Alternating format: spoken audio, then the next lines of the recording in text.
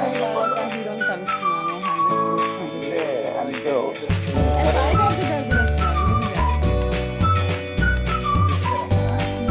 Date and అలా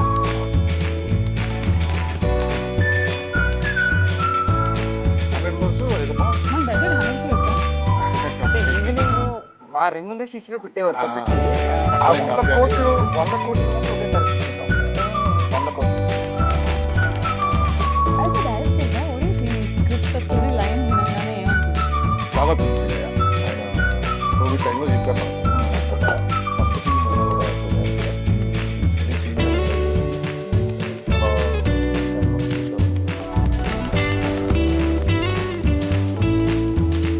నేను ఒకరోజు చెక్కి తింటాను మీరు మళ్ళీ తర్వాత నాన్న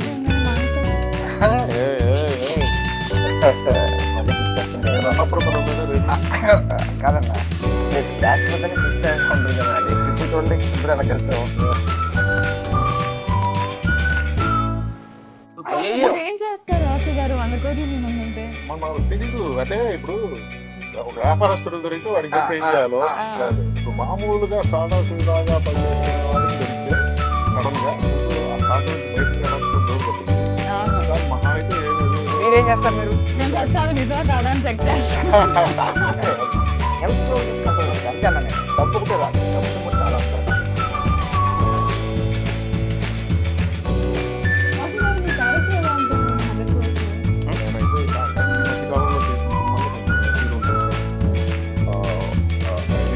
దీంతో నాకు వస్తుందనే ఒక గట్టి నమ్మకం.